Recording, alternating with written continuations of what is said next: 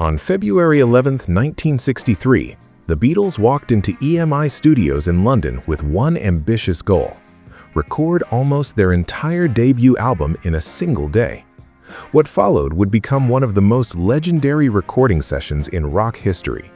For nearly 13 exhausting hours, John Lennon, Paul McCartney, George Harrison, and Ringo Starr worked their way through song after song, laying the foundation for Please Please Me, the album that introduced Beatlemania to the world. But despite the marathon session, everyone in the studio knew the biggest challenge was still waiting. The final song on the schedule was Twist and Shout, and it would push John Lennon beyond his physical limits.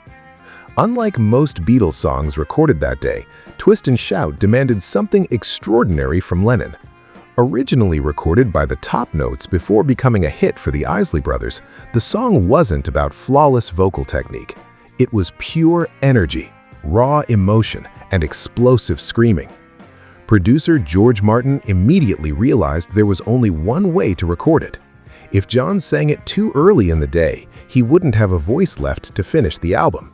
So Martin deliberately saved it for the very end. John was already battling a heavy cold. Throughout the recording session, he could be heard coughing between takes as his throat grew increasingly strained. Hour after hour, his voice deteriorated, but there was no turning back. By the time the band reached Twist and Shout, Lennon was running on sheer determination. A voice on the edge of collapse. Engineer Norman Smith later recalled just how desperate the situation had become. John's voice was almost completely gone after 12 hours of recording. Everyone knew they probably had one chance to capture the performance.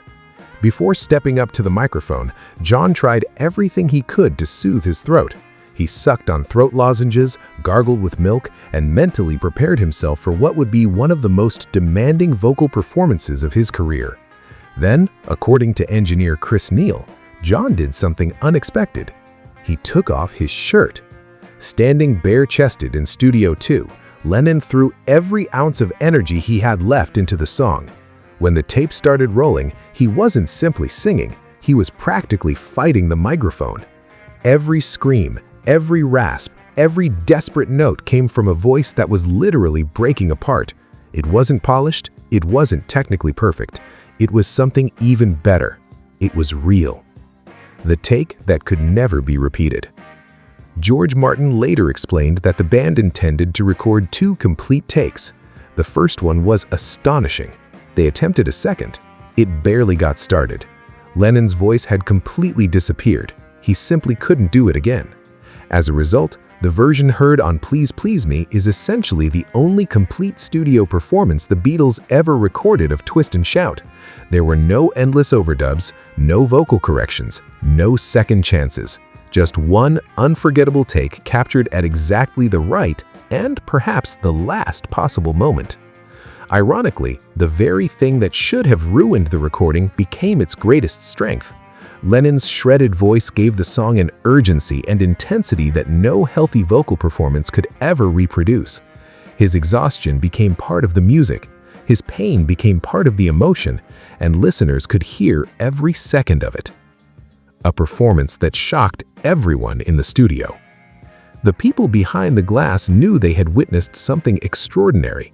Engineer Chris Neal later recalled taking the tape around EMI Studios the following morning, proudly playing it to everyone he could find. Their reaction was the same. What on earth is this? It didn't sound like a carefully crafted pop recording. It sounded dangerous, wild, completely alive. For a band still unknown to much of the world, it hinted at the explosive power that would soon make the Beatles the biggest phenomenon in popular music. For Lennon, however, the performance came at a price. The recording nearly destroyed his voice. Years later, he admitted that Twist and Shout had affected him far longer than most people realized. The last song nearly killed me. My voice wasn't the same for a long time after. Every time I swallowed, it was like sandpaper. At first, Lennon wasn't proud of the recording. He believed he could have sung the song much better under normal circumstances. He often felt embarrassed by how rough his voice sounded. But with time, his perspective changed.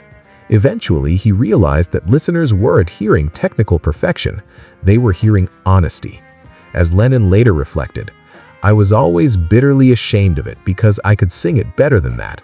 But now it doesn't bother me. You can hear that I'm just a frantic guy doing his best." More than 60 years later, countless artists have recorded Twist and Shout. Many have sung it with stronger voices. Some have recorded cleaner, more polished versions. Yet, almost none have captured what John Lennon achieved on that February evening in 1963. His performance wasn't great because it was flawless. It was great because it documented a real moment. A singer giving absolutely everything he had until there was literally nothing left. In an era where studio technology can perfect almost every vocal imperfection, Lennon's version remains a reminder that sometimes the most unforgettable performances come not from perfection, but from complete commitment. By the end of the recording session, John Lennon had lost his voice. But in the process, he created one of the most electrifying vocal performances in rock history.